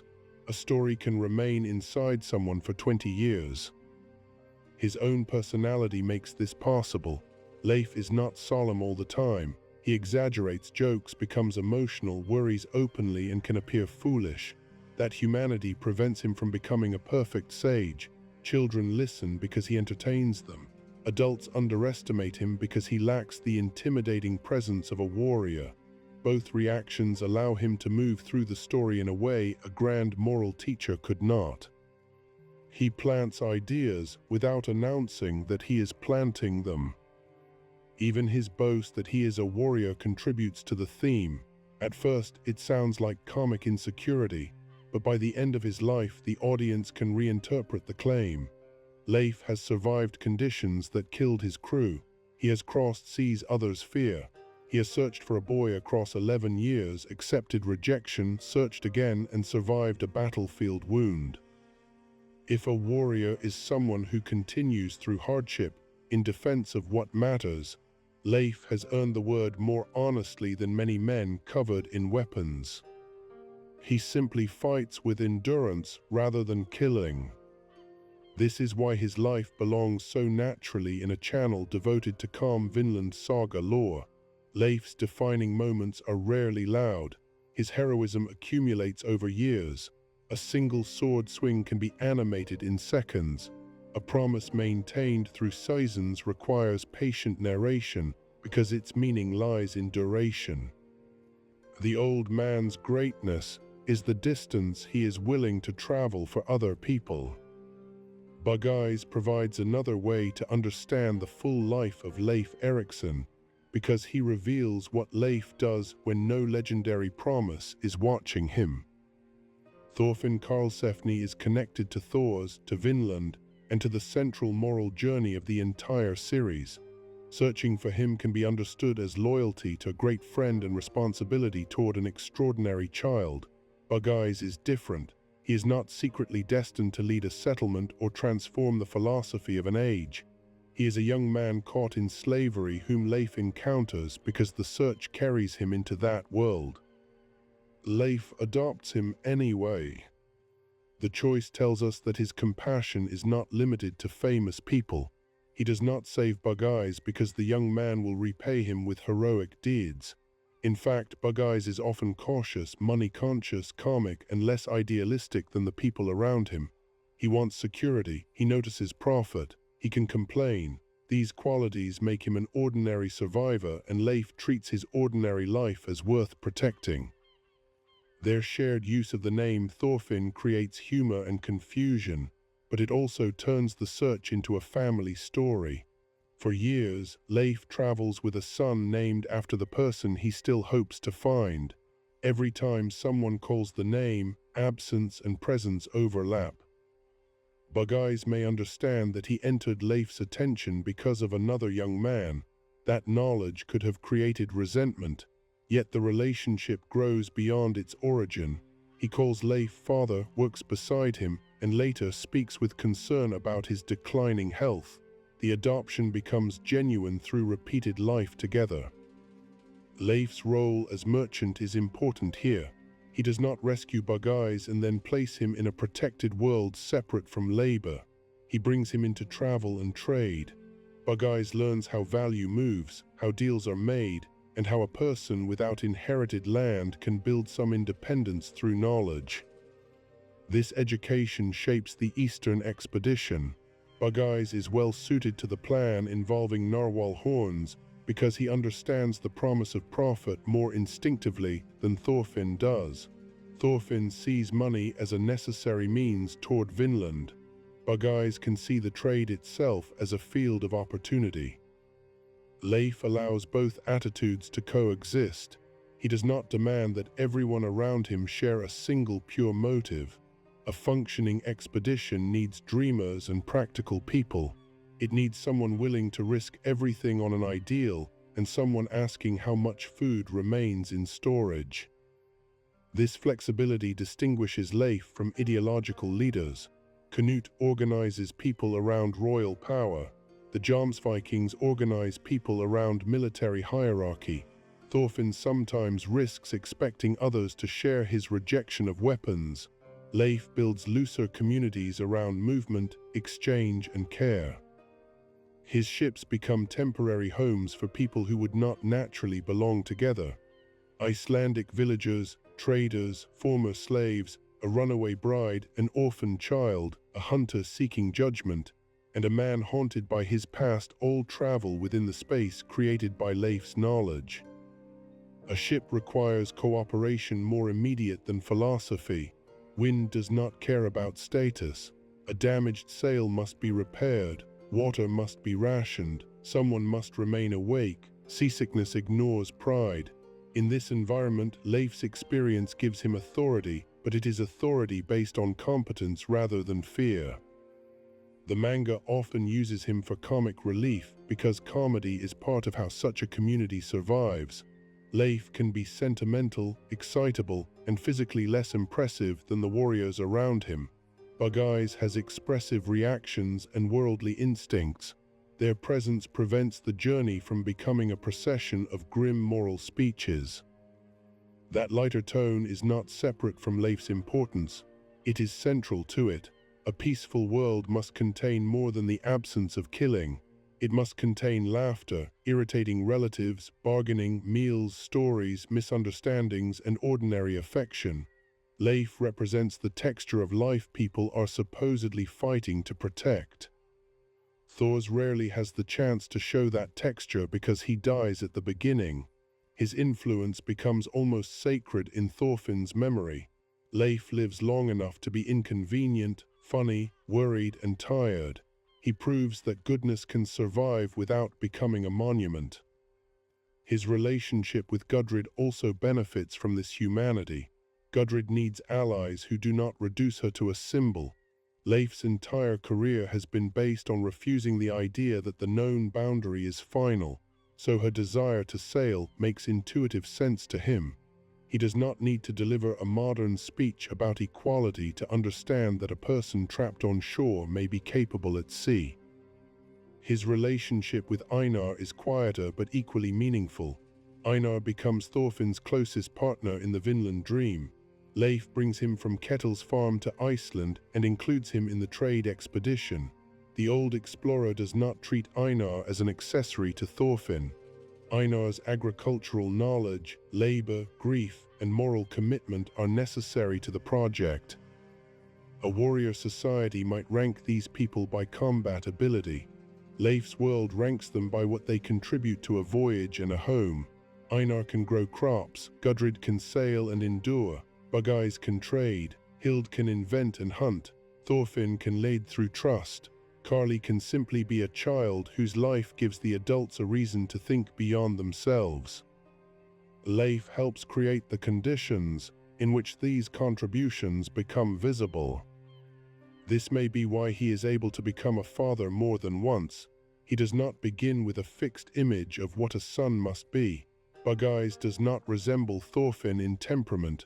Thorfinn does not resemble the child Leif remembers when they reunite. Leif allows them to be different and continues caring. His family is therefore a small example of the society Thorfinn hopes to build. It is formed from people displaced by violence and connected by choice rather than domination. It is imperfect, comic, and vulnerable, but it exists. When Leif retires and Bug Eyes discusses his health, the direction of care begins to reverse. The old man who once protected and transported others now requires help walking and hearing. Chosen children become responsible for the father who chose them. Vinland Saga does not give us an extended account of Leif's final days, but Bug Eyes' continued presence makes it easier to imagine that he is not entirely alone in Greenland. His life has produced relationships capable of carrying him when his own strength fades. That is another kind of luck. One way to measure a supporting character is to imagine the story without him. Without Leif, young Thorfinn never hears a living witness describe Vinland. He may know vague rumors of Western land, but rumors do not carry the warmth of a person who has stood there. The image that survives his years of revenge would be weaker or absent. Without Leif, the survivors of Askeladd's ambush have less experienced guidance on the return to Iceland. Helga and Ylva receive grief, but no friend dedicates his life to searching for the missing boy. Without Leif, Thorfinn may still be seen in York, but no route home stands waiting. More importantly, after Thorfinn is sold, no one continues looking through slave markets. The people who knew him as a child would have almost no way to locate Ketil's farm. Without Leif's encounter with Ketil, Thorfinn and Einar might still gain freedom after the battle, but their path away would be far less certain. Their return to Iceland, the reunion with Helga, and the resources needed for a new life all depend on the old sailor's persistence and ship. Without Leif, the Vinland dream lacks financial strategy. Thorfinn and Einar have conviction but no realistic method of acquiring the wealth required. The Narwhalhorn expedition transforms a moral wish into an economic plan. Without Leif, Bugeyes remains a different person entirely, perhaps enslaved, perhaps dead, certainly without the family and trade life we know. Without Leif, Gudrid loses one of the conditions that allows her to leave. Carly's rescuers have less support, the group's journey east has less knowledge, and when Thorfinn finally sails west, he does so without the blessing of the person who first made Vinland real to him. Leif rarely causes the largest event in a scene, but he makes the larger sequence possible. This is the architecture of his character. He is a bridge. A bridge is not the destination, and travelers may stop noticing it once they have crossed, but remove it and the two sides no longer connect. He connects Iceland to Greenland, Greenland to Vinland, childhood to adulthood, Thors to Thorfinn, historical memory to imagined future, and biological family to chosen family. Even his career connects distant markets. The same instinct appears at every level of his life. Separated things can be brought into relationship. Warriors also connect places, but they often do so through invasion. Canute connects kingdoms beneath one crown. Sweyn connects territories through conquest. The Jomsvikings connect their members through obedience and violence. Leif's connections remain voluntary and fragile. Trade fails if trust disappears. A crew fails if no one cooperates. A story fails if the listener refuses it. Chosen family can leave. Because his bonds are fragile, Leif must keep renewing them. He searches year after year. He waits in York. He searches again. He returns to Iceland. He supports another voyage. His life is not one decisive victory, but maintenance. Maintenance is rarely celebrated in heroic stories. Building a ship attracts attention. Repairing it through many seasons does not. Making a promise feels dramatic. Keeping it after 10 years is mostly repetitive. Discovering land earns a name in history. Helping someone else travel there requires quieter work. Vinland Saga honors that work through Leif. His life also asks what it means to be brave when fear is justified. Leif is not fearless. He worries when Thorfinn misses the meeting in Odense. He grieves openly. He understands that ice can crush a ship and that war can put an arrow into a bystander. Continuing despite those memories is more meaningful than ignorance of danger. The old explorer's courage has 3 forms. The first is physical endurance. He survives the ice, the sea, long routes, uncertain food, and an arrow wound. The second is emotional endurance. He returns to a grieving family, carries guilt, tolerates years without answers, finds Thorfinn only to be rejected, and begins again after losing him. The third is hopeful endurance. He continues to believe that another place and another way of living are possible even when experience repeatedly proves that no place is free from suffering. The third form is the hardest.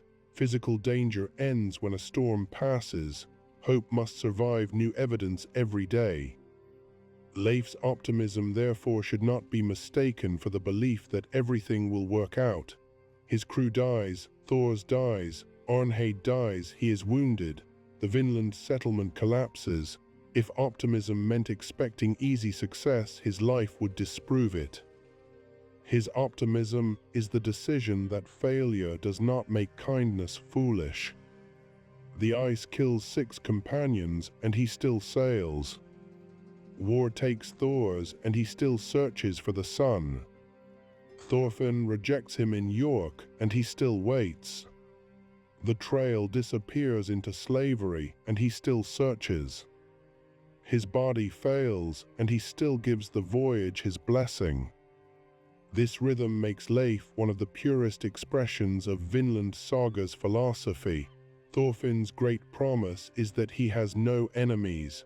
Leif's life adds a companion principle.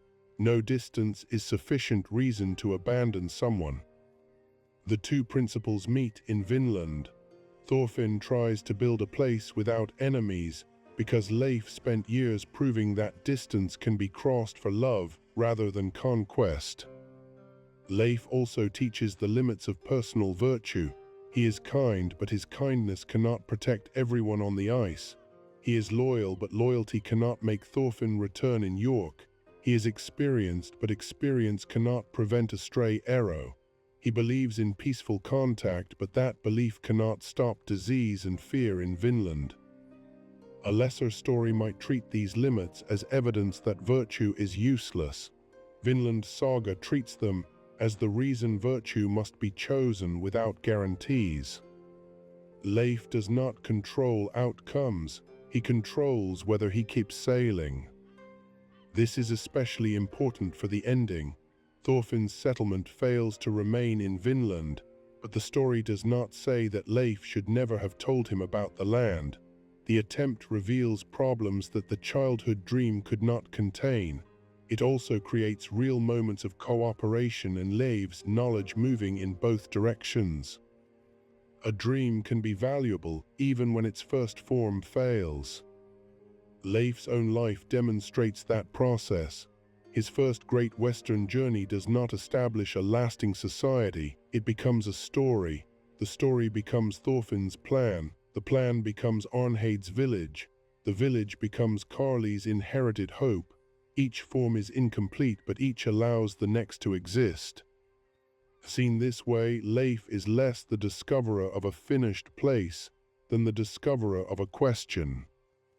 Can people go somewhere else and live differently?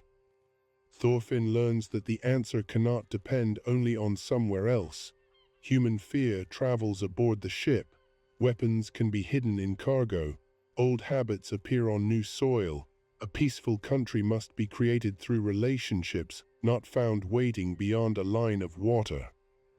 Leif could not teach that complete lesson because no single life can teach the next generation everything. What he gives is the first necessary movement, the belief that the world is larger than the system surrounding you. For an enslaved person, that belief is precious. For a child trapped in revenge, it is a hidden exit. For Gudrid, it is permission to imagine the sea.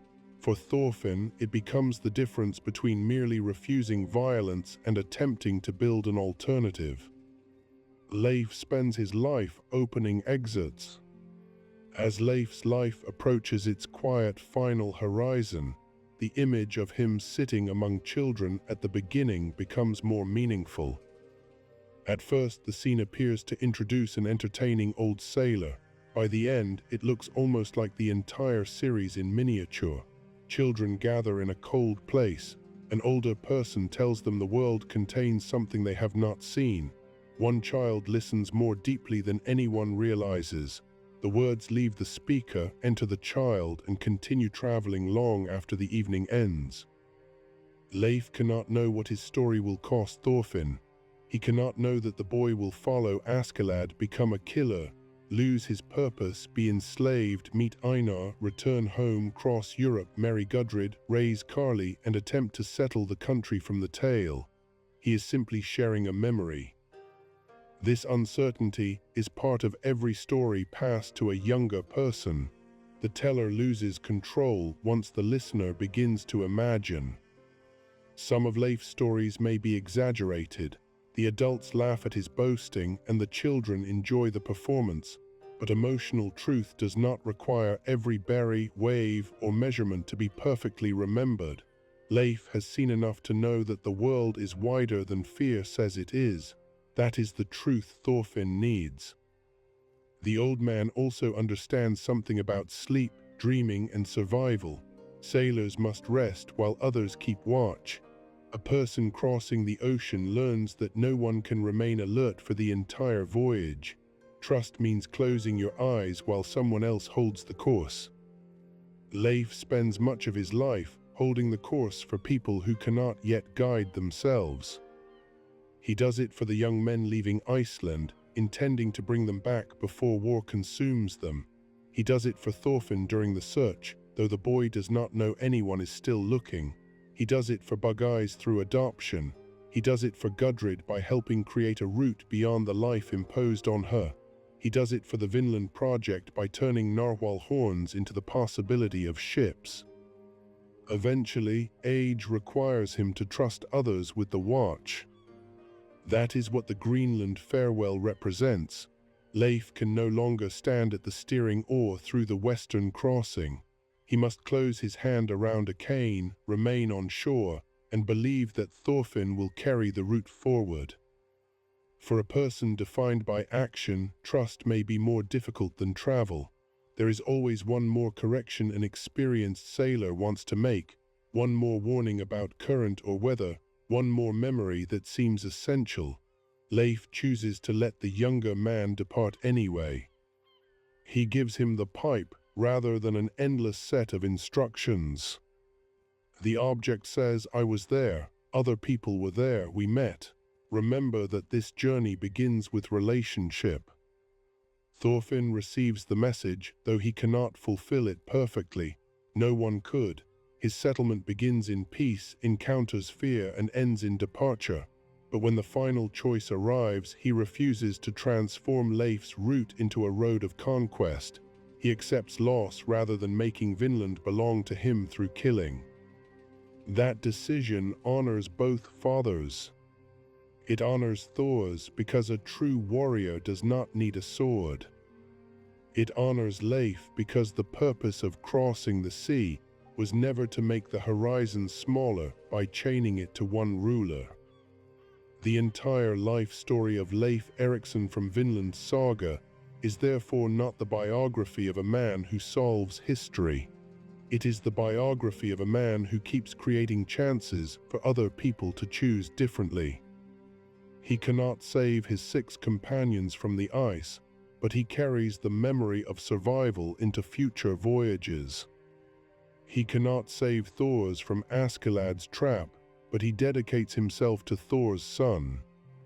He cannot make the young Thorfinn lave revenge in York, but he waits and searches after the young man disappears. He cannot save Arnheid, but he helps carry the dream born from her death. He cannot prevent the Jomsviking War from wounding him, but he continues supporting the Eastern expedition. He cannot sail to Vinland in his old age, but he gives Thorfinn the knowledge and blessing needed to go. He cannot guarantee the settlement will survive, but the dream remains alive in Carly and in every person who hears what was attempted. There is humility in this pattern. Leif's life repeatedly places him close to great events without granting him mastery over them. He responds not by demanding control, but by asking what useful thing he can still do. Sometimes the useful thing is sailing. Sometimes it is trading. Sometimes it is searching. Sometimes it is waiting. Sometimes it is telling a story. This practical kindness may be the quality that most separates him from the rulers and warriors around him. Canute wants to reshape the world through immense power. Thorkel wants to feel alive through immense conflict. Floki wants to secure his position through immense control. Leif notices the person who needs passage on the next ship. History often records the immense action. Human life is more often saved by the smaller one. The series leaves enough of Leif's early and final years unknown that viewers can continue wondering. What exactly happened on his first Vinland voyage? How accurate was his account of the people he met? What did he say to Helga after returning without Thorfinn? How many false leads did he follow during those 11 years? What conversations filled the long voyage to Greece? Did he die before the settlement collapsed, or did some final message reach Greenland? The absence of answers does not make his life incomplete. It makes him feel like a person remembered through the portions that touched others. This is how many real lives survive in history. We know the voyage, the reputation, the relationships, and a few objects, Between them are ordinary mornings, no saga records. Perhaps Leif preferred it that way. He enjoyed telling grand stories, but his most honorable actions did not require an audience. The promise to search for Thorfinn matters because he keeps it when no one can reward him. Adoption matters because Bug-Eyes needs a father, not because a poet is watching. Supporting Vinland matters because the next generation needs a chance, not because Leif's name will appear above the gate.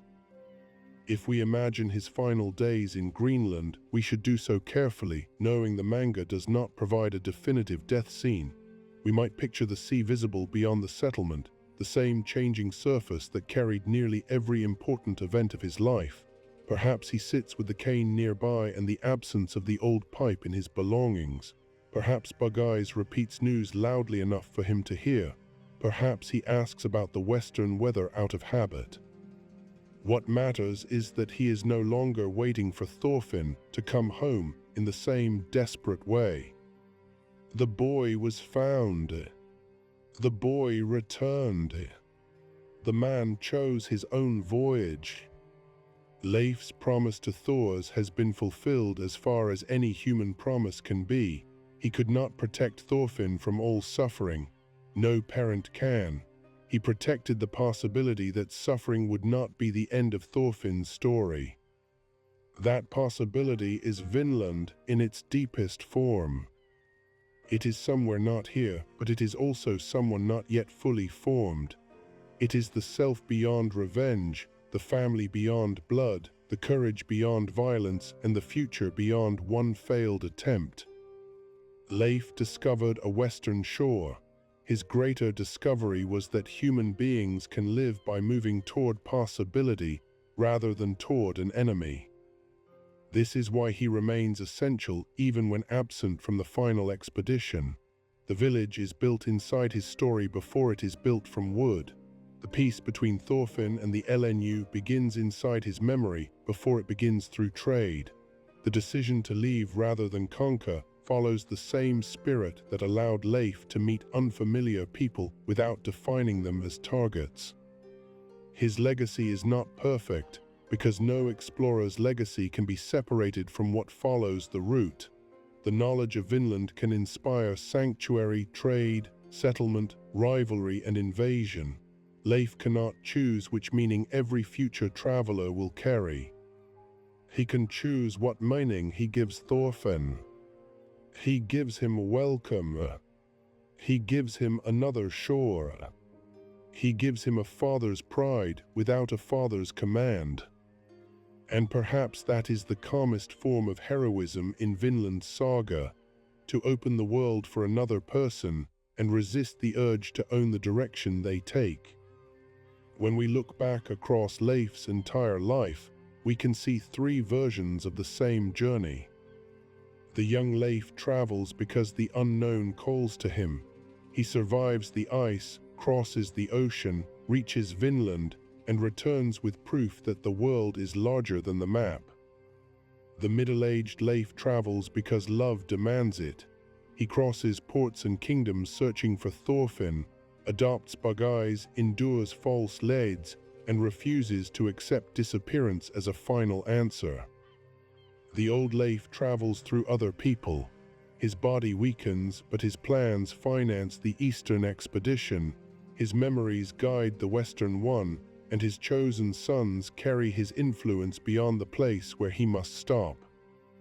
Discovery, devotion, and inheritance form the full arc. No single title captures all three. Calling him an explorer is true but incomplete. Calling him Thor's friend is true but incomplete. Calling him Thorfinn's second father is true but incomplete. Leif is the person who binds those identities together by continuing to move, and then by teaching others how to continue after him. The sea in Vinland Saga often appears as separation. It divides Iceland from war, Europe from Vinland, families from missing children, and dreams from the places where they might be tested. For Leif, the sea is also connection. A route exists because someone crosses the distance and returns able to describe it. Leif returns. That simple fact lies beneath his whole story. He returns from the ice when others cannot. He returns from Vinland with a tale. He returns to Iceland after Thor's death. He returns to the search after Thorfinn rejects him. He returns to the search again when slavery hides the trail. He returns from the east with the resources for the west. Even when his body finally cannot return to the sea, what he carried returns through Thorfinn. And so the last image of Leif need not be a grave or a monument. It can be the western horizon seen from Greenland after Thorfinn's sails have disappeared. The old man has no way to know everything waiting beyond it. He knows only that the child who once listened beside a fire is now steering toward the land in the story. For most of his life, Leif was the one who went looking. At the end, he becomes the one who believes another person will find the way. That is the entire life story of Leif Erikson from Vinland Saga, a survivor who turned exploration into hope, a friend who turned guilt into loyalty, and a father who turned love into freedom. There is one final reason Leif matters so much to the shape of Vinland Saga. He changes the scale by which greatness is measured. At the beginning, the largest people in the story seem to be the men who can dominate a battlefield. Thor's is remembered as a legend because of his strength. Askeladd commands attention through intelligence and brutality. Thorkel appears almost larger than the world around him. Canute rises until the decisions of kingdoms pass through his hands. Leif looks small beside them. He is not small, the scale is wrong. A king may control thousands of people for a generation. A story told to one child can influence choices made after the kingdom disappears. A warrior may decide who survives a battle. A sailor who refuses to stop searching can decide whether a family is ever reunited. A conqueror may place his name on a country. An explorer can give another person the belief that countries are not the limits of human possibility. Leif's influence is difficult to count because it does not move in straight lines. His tale of Vinland affects Thorfinn. Thorfinn's dream gives Einar a future after Arnheid's death. Their expedition gives Gudrid a life she chose. The settlement gives Karli an inherited hope. Friendly contact gives wheat to people who remain after the settlers leave. One memory spreads through relationships rather than decrees. This is the opposite of the one algorithm logic followed by the powerful men inside the story, even though they would never use such a phrase. Kings believe attention and obedience are the same thing. They make themselves impossible to ignore, and for a time the whole world appears to revolve around them. Yet when their armies move on, ordinary people must still decide how to live. Leif invests in those ordinary decisions. He does not know which child around the fire will remember. He does not know whether Bugeyes will become important to history. He does not know whether Gudrid will reach the life she imagines. He helps before certainty exists. That is why his life feels human rather than engineered around a single grand achievement. Real people rarely understand which of their actions will matter most. Leif may have believed that reaching Vinland was the defining event of his life. From Thorfinn's perspective, the defining event may have been that Leif came looking after everyone else believed the child was dead. From Bugeyes' perspective, it may have been the decision to adopt a slave who happened to share a name. A complete life story has to hold all those perspectives at once. To the history of exploration, Leif is the Western voyager. To Thor's, he is a trusted friend. To Helga, he is the man who refuses to let her son disappear. To Bugeyes, he is father. To Gudrid and Einar, he is the experienced merchant who makes movement possible. To Thorfinn, he becomes home, horizon, and family at the same time. Audience sees one more identity. Leif is the guardian of the story's first promise. The word Vinland appears before Thorfinn has earned the maturity to understand it. Leif keeps the promise alive while Thorfinn travels in the opposite direction. When the young warrior is deepest in bloodshed, Vinland still exists. When the slave has no future, Vinland still exists. When the settler finally reaches the shore and discovers that peace is harder than distance, the meaning changes, but the possibility remains. Leif never claims that hope must remain unchanged to remain true. A child's version of Vinland is simple. An adult's version must include the people already there, the possibility of disease, the fear carried by settlers, and the limits of good intention. Maturity does not require laughing at the original dream. It requires making the dream honest enough to survive reality. In this sense, Leif's whole life is an invitation rather than an answer. Come and see what lies beyond the familiar shore. Come home even if you believe you no longer deserve one. Come aboard even if society has decided your life belongs to someone else. Come imagine a place that has not yet learned to exist. An invitation can be refused, as Thorfinn refuses in York. Leif leaves it open. Years later, the same young man accepts. That patience may be more important than any argument Leif could have made. People trapped in revenge often cannot be reasoned out of it at the exact moment someone else chooses. They need a route that remains visible until they are ready to walk. Leif remains that route. And because he does, the entire life story of Leif Erikson is woven into nearly every stage of Thorfinn's transformation, even when Leif is not physically present. The sailor stands at the beginning of the dream, at the return from slavery, at the financing of the expedition, and at the final farewell before Vinland. He appears wherever Thorfinn must cross from one possible life into another. And if you would like to remain in this world a little longer, the natural story to continue with is the entire life of Thorfinn.